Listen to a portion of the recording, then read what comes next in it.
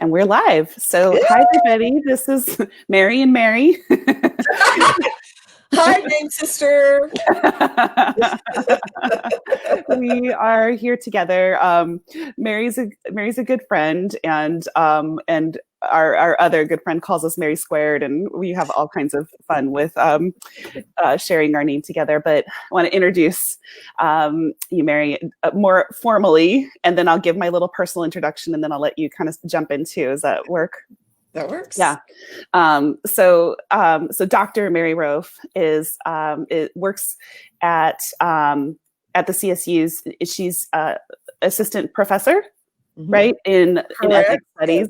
Yes, and we love to dig in. It just happened just now when we were just starting to chat. Getting on the air. We can't help it. Mary is one of these people that this is like one of my favorite qualities in a friend, when somebody can just like start to weave in the literature, the data into everyday conversations. Like, oh, that makes me think of this study that came out of, and we just, this is like the good stuff. And I want to share some of her expertise, and both in diversity, but also specifically in NVC. Mm-hmm. So a funny story, my very, very first experience teaching NVC, which I had no intention at the time of making this like a central part of my career the way it is now. But this was several years ago. I was visiting Arizona, where Mary lived, and my father said, hey, this NVC thing sounds kind of interesting. What do you think about doing a presentation at my church? I'm in this small ministry. I think others might be interested. And, I'm a teacher, and I thought, like, well, I'm kind of new at this, but sure. It'd be kind of fun to put something together and see if I can do something dynamic. And I expected there to be like my parents, maybe 3 other people. I invited Mary, and I was, so I was all set mindset wise for an intimate group, on this like random evening in the middle of the summer, especially because of that. Phoenix isn't super populated in the summer. People can get out of town when they can. Anyways, over 100 people showed up, and it was one of these things where I went a little bit out of my body as I watched. They had these walls that moved, like people were just like taking care of it. Like suddenly like chairs appeared. Somebody came and took my hand out and was like, here, I'm going to go make more copies. And I'm just talking into a microphone now. And there's Mary in the front row. And I remembered afterwards my, because part of me was just like, I know I adapted some activities because they were not going to work with 100 people the way that I thought I would do with just such a, with what I thought was going to be a small group. And, Mary, it was so good to have your feedback, because my family's like, oh, no, you did a great job, and I was just like, well, you're my parents and you don't, whatever. But Mary, an educator, when you said, like, I found that really useful, and you gave me some examples, by the way, very NVC, and then like dove in, right? So this was Mary was a big part of this very formative experience for me in helping me unpack it. But yeah, welcome. Thanks for being here. Thank you for inviting me. I'm so excited to be here. Yeah. And like I said, I love to quote Erykah Badu and say, I'm an analog girl in a digital world. So I've StreamYard. I never thought that I would actually be using StreamYard for anything. I'm learning a lot of tools. The software that we're using to do this interview. Right, the software that we're using to do the interview. And I'm learning a lot of tools. In this new world of completely remote. Yeah, I know. Here we are talking across the miles. Yep. So our topic, and I primed this. This was a scenario that came my way. This was not from a client, but from somebody who actually made a referral, hoping that this person would come do some work because of how sticky this situation is. And I wanted to unpack it together through an NVC lens.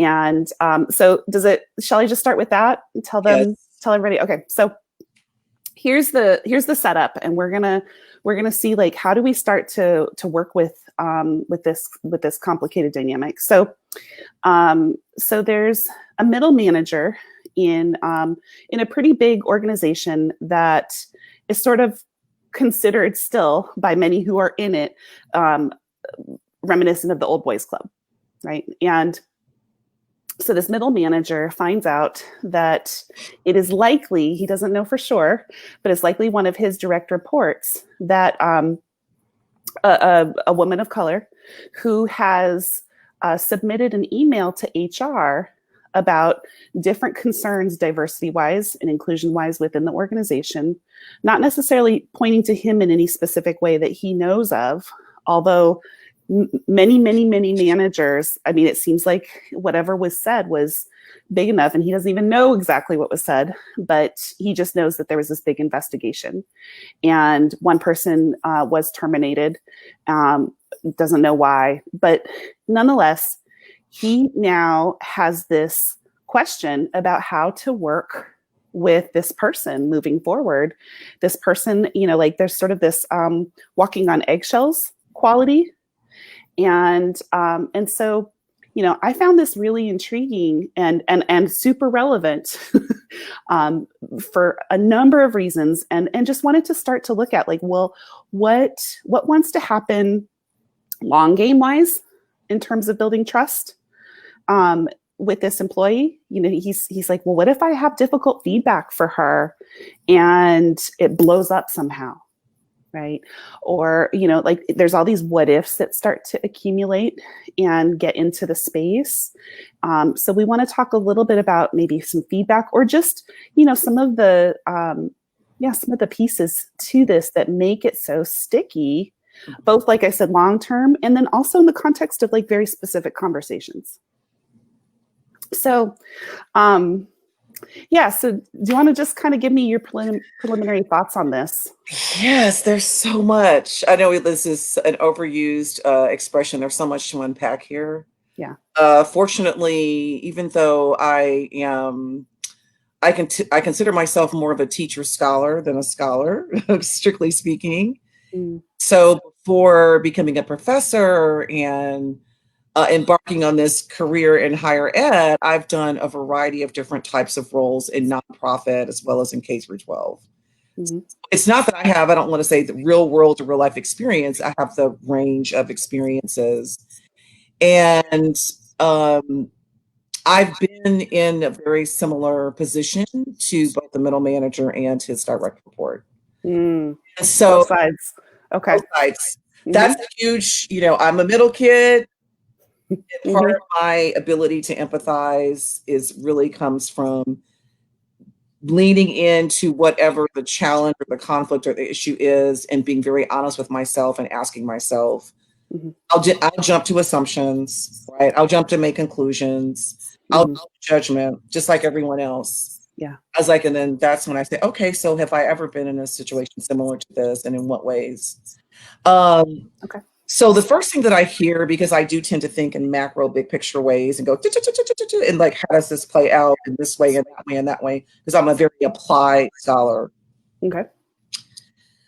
So long term, it sounds like there's a lot of issues with communication within this organization. So it's systemic. Mm-hmm. Yeah. So that's one thing. Yeah. In the immediate short term, the way that I would literally approach it is like the middle manager is approaching, looking at what's been happening, looking at the consequences of that, trying to figure out, is it this particular person? There also seem to be some unknowns. Yeah. So one of the biggest needs that I have, and then I've recognized this in every area of my life, is for clarity. Mm-hmm. I am that kid who would harass my parents all day, every day. But why? But why? Why? So yeah. Right? It's like, so the second thing is, especially with any relationship that involves collaboration, even under the best of circumstances, because I have had direct reports, I have managed, I've had employees Mhm. I've managed, I have been a middle manager within the Mhm. nonprofit sector. Mhm. I would really think about what kind of a relationship do I want to build based on trust. And then obviously there's damage control here. Mantra that I've had for a really long time is go directly to the source. And so I would go directly to that individual, but because there's unknowns, because there's some really understandable concern and anxiety around Mhm. like the shakedown and fallout of someone being terminated. Mhm. So you know what? This is my direct report. And if I'm not already having regular check-ins with this person, Mhm. I want to set those up and I want to start building the trust. And I would lean into, we just went through this experience, not pretend like it's there. That's Mhm. where walking on eggshells come from. Let's mix metaphors because there's an elephant that we tend to not address. It's like, we just went through this process with human resources. There are these challenges and issues that have been identified.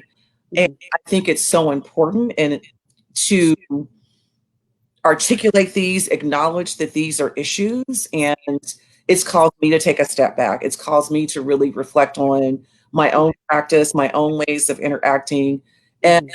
I really would like to ask you to share like any concerns and any expectations or um,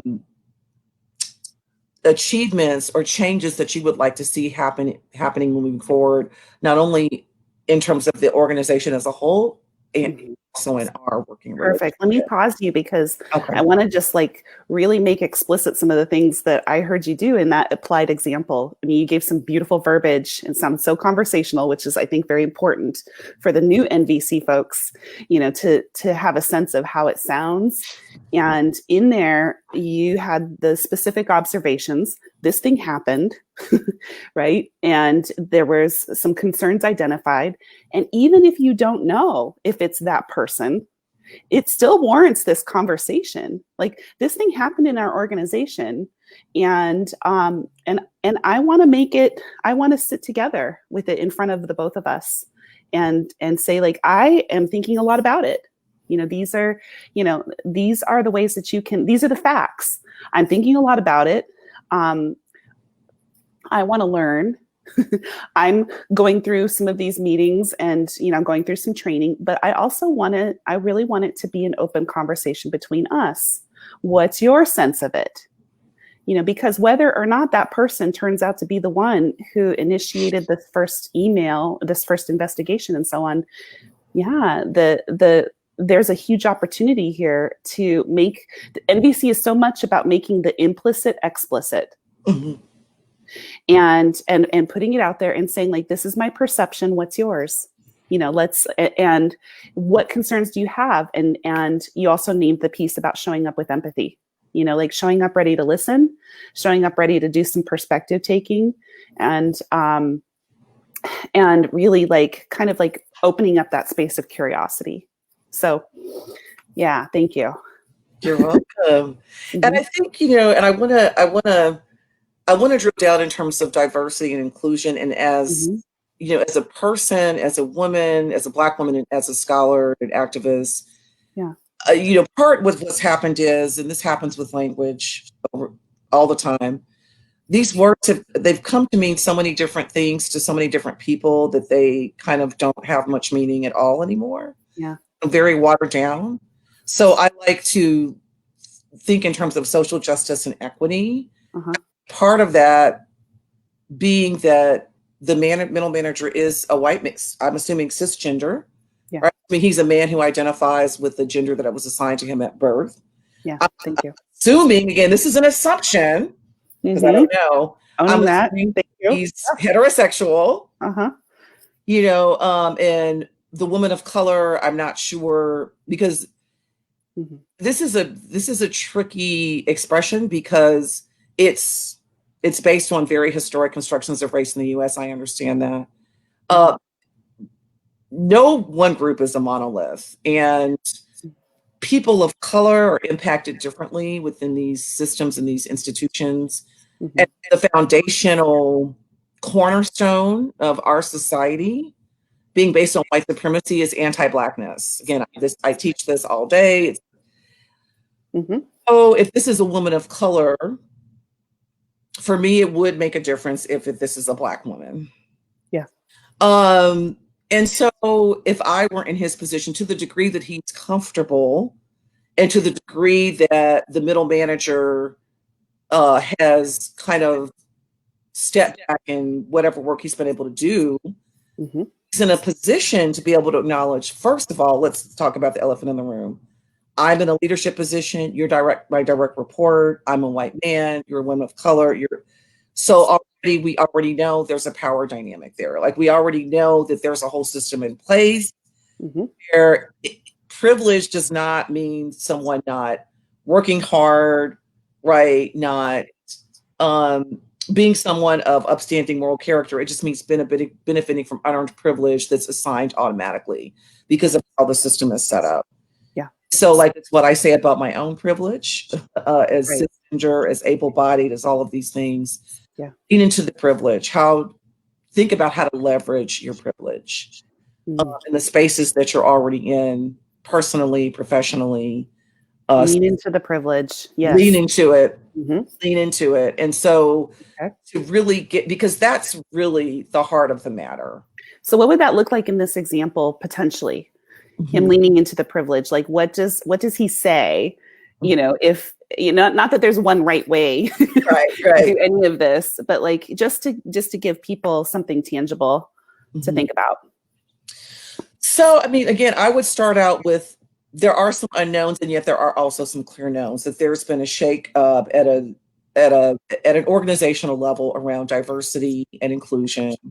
Yeah. That there's been an email sent that and it's like, and I would have, as a middle manager or as an employee at any level, I would have read the email. I would have familiarized myself with the specific issues identified, and go from, okay, this is what's happened. These are the issues that have been identified.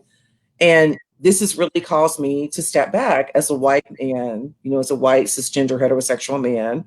Yeah. I know that I have privilege. I know that it's not something that I chose. It's how the system has been set up. And this is what it looks like in our particular organization. And what I want to do moving forward as your manager, but more so as your colleague, is to recognize that, and open up this opportunity to talk about, first and foremost, what did you think about the specific issues identified in the email? Do you think those are impacting you? And do you have any suggestions for me on how we can move together?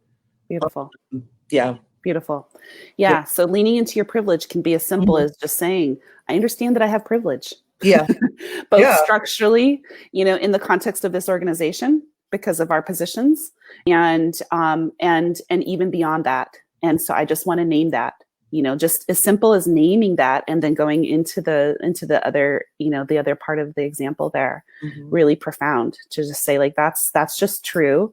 And so what are your thoughts, and what are your thoughts about moving forward? So I'm really hearing something about, like, we're holding this together. This is another key NVC idea, is like, how can there be a sense of togetherness in how we hold a dilemma or a challenge? And another piece that I'm just looking at time, because I want to get to this other little dicey question I have for you. But over the course of time, is there follow through? Like, this is one of the biggest pieces, trust-wise, is not that this conversation just happens once when things are up initially, but I mean, for some people, it'd be heaven if it just happened at least once, in comparison to the glossing over that some people might expect instead. But more ideal is that there's a way that this is built into all of your one-on-ones. Yes. even if for a bit, so that, you know, the one-on-ones aren't just about these items that are about the content and about, you know, how are we doing on this project or that project, but that there really is at least 5 or 10 minutes saved to say like, okay, I just want to check in, you know. And you know, there's a number of other things. You know, if I was to be with this dilemma, I could imagine doing coaching for at least 3 or 4 sessions on this very topic, because there's this whole piece about thresholds and how do I make it easier for my direct report to speak up, because that is no simple thing right there, to say like, well, I opened it up to them. I gave them an opportunity to speak and they didn't have anything to say. It's like, oh, there's so much more to it than that because of the privilege piece. Yes. So I want to kind of just at least seed that here, even if we don't go into a lot about it. But I want to ask you the thing that that I hear of, and it wasn't specifically named in this scenario, but it's this question of how do we respond, or what do you think about this idea of somebody being a diversity hire? This, like, I mean, it makes me almost wince to say it. But I know that people in organizations think that. They think, well, that I know why they're here. And I want to learn more how to interact with that assumption in an empowered way. Yes. Wow, these are great questions.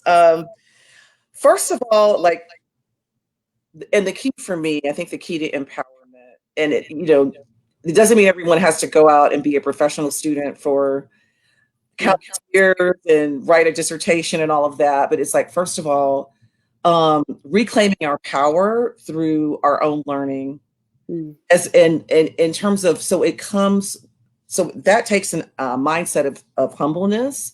It takes a mindset of saying, I don't know. First of all, it starts with radical acceptance and truth telling. We all have been conditioned with these assumptions.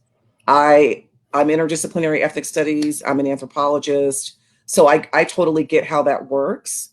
And we all have these assumptions. And so first of all, I'm observing. I mean, it's very Zen, observing the thoughts, this is popping up, then asking why.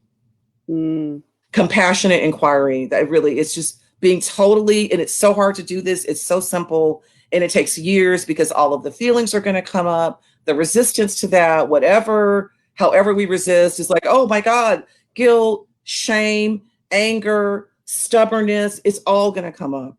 Yeah. And staying with yourself in the process, and then asking, why do I think that? I know why we think that, because there's all of this intentional misinformation that's been promulgated about affirmative action. When statistically, the primary beneficiaries of affirmative action have historically and continue to be white women. Okay? You don't see that anywhere.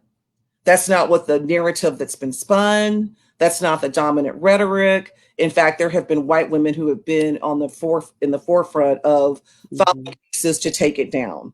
Lots of criticism. Yeah. Right? And so it's like, and we're in this moment historically where there's just this explosion of truth telling. There's this explosion of reclaiming all of this heretofore hidden knowledge.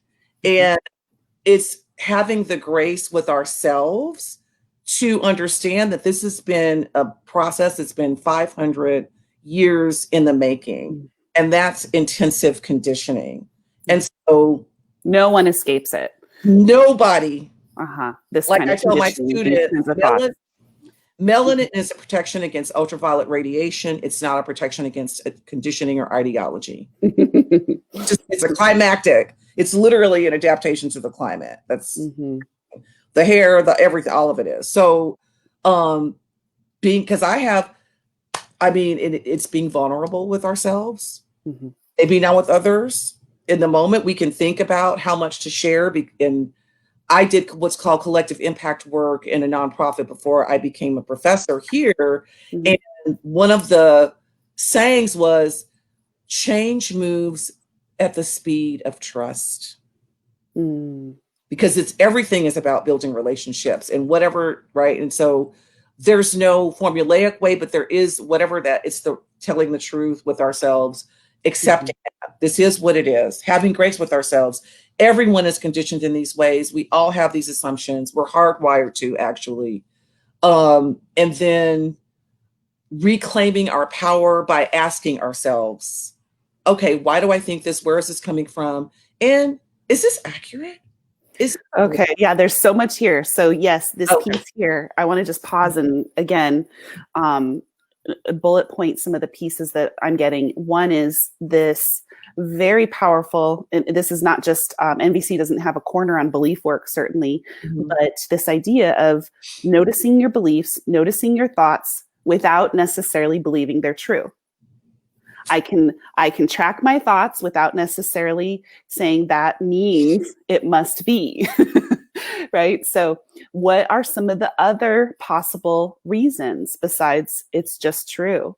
You know, so then, and you're talking about like the role of education in that, of having done the self-work, both the academic education, like learning the actual statistics around what's true with affirmative action, for example, you know, doing the work that involves reading and researching. And I mean, there's so many resources now and documentaries that can really offer a lot of fodder. But the other piece here is the self-work of holding compassion. I love the way you put it, like grace with yourself. Like it's, of course, this is going to be tender and challenging and confrontative. And, you know, and so this NVC skill of self-empathy is going to be essential here in order to move forward with actually offering something in this relationship and supporting true change. You know, like, oh my gosh, yeah, this is really painful. This idea that I could be thinking these things that don't actually match up. And, you know, like I value integrity and I value equity. And yet I can tell that these are the things that are conditioned to run through my brain. Oh, that's so painful. You know, that's really sad. That's disappointing. You know, like those are my feelings. Those are some of my needs. And to be able to like really be with yourself as you work through it, mire through all of that. I can see the way that everything that you're saying, I love the way that the NVC is embodied in your response. But yeah. Any thoughts come to mind as I'm saying all that? Just, you know, as we get close to close to the end here. I love how you hold the space, Mary. It's like, and I want to say that from that which I didn't actually realize at the Glendale workshop, but I know I was like, whoa, I didn't. It's standing room only. What was your were the first steps that you took in becoming a facilitator and educator around NVC? And then having the more intensive weekend-long workshop that I attended. Yeah. I always remember that you said, you know what, you had this time the CDs that were the burn CDs of all of Rosa. Yeah, I gave her all the Marshall interviews. You know what? I feel called to give you the train. I mean, and I'm telling you, I just listening and listened. And so what I will say with so much of this work, and what I've learned about, it's, to me, NVC is a way, it's a way to facilitate and nurture the reconnection with self. That's really what it is for me. And so in that sense, a lot of this it's so internal. Yes. So, and sometimes I've even gotten to the point where I'm having the feelings and I'm like, okay, even in real time, it's like, okay, all right, and so I was like that emergency self-empathy that Marshall talks about. The big thing that jumps out to me is so much of this is internal. And because it's literally the antithesis of how we are taught to think, how we are conditioned to be so from the neck up. And I say that as someone who's an academic, so obviously that's a constant challenge. How we are conditioned to live our lives immersed in so much distraction and so much noise. Yeah. And so the core of all of this is going in here. And so doing that, it means it's not going to just be cotton candy and unicorns and rainbows. It's going to be full spectrum, and it's hard and it's uncomfortable. And that's what it means to be vulnerable. And it's, for me, it's impossible to do without the compassion. Yeah. You know, my favorite expression is keep it real. And it's, oh, keep it real, keep it. Can't do it with judgment, with harshness, with guilt, with shame. Right. Right. And, yeah. Mm-hmm. Yeah. And to undo what is essentially like this domination culture's default of blame, good, bad, right, wrong. You know, it's either you or it's me, or the ping pong back and forth. You know, this whole paradigm shift is, it does start in here, but that's absolutely going to start to inform what you do when you reach out, and how people receive it when you start to ask them questions about them. Do they perceive the warmth? Do they perceive the curiosity? You know, all of these things are such a big part of the trust building, you know. So kind of like, as we come sort of to a close, I'm just going to circle back around to that core need of trust, you know, and trust in myself, and trust, you know, in whatever way I can tap into some of it in this connection between us. And even being able to name where there isn't trust is ironically one of the best ways to build trust, to say like, yeah, you don't have any reason to trust me, you know? And so I really want to look at that together, you know. Even that is quite powerful. So, all right. Last minute thoughts. Any, some great one-liners in there, but I like everything. What I really appreciate about this opportunity is that everything that we are talking about kind of on a meta level, we're also doing it. Yeah. You know what I mean? And it's, and truly being able to be explicit and name whatever's happening. And that, for me, it immediately takes off the pressure. Yeah. And it's not easy. And it's, with everything is heightened and polarized. And as an educator, and I love my students, and to this day, I still make assumptions about, right? As soon as I see my students, and I'm constantly making assumptions. Collaborating with colleagues whom I've known for 2 years. And for example, one of whom really took me under her wing as a mentor from the time that I stepped on the campus. And I was getting to a point where I knew earlier this summer, because of some dynamics, right, issues, trying to dismantle institutionalized systemic racism in the workplace. And I was starting not to see my colleagues as human, right? I wasn't seeing them as fully human as I had before. And so it's stepping back from, yes, I'm this charging full steam ahead as a social justice warrior, and I was like, whoa, wait a minute. At what cost? Like, I have to step back. I'm not even seeing people as fully human anymore. So radical truth telling with connection.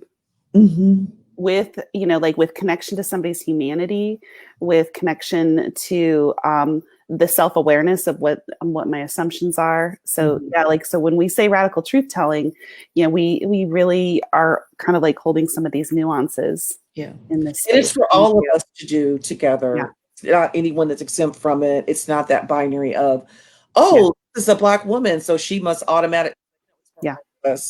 Right. Well, I'm going to stop us there for today, but I'm imagining we might do more of these if you're up for it. And this is the main way I'm going to get to connect with you. So I know this is how we do it. This is how we do it right now. Totally. Well, so much respect, so much thanks, and we'll see you next time, Mary. Okay, I will talk to you soon.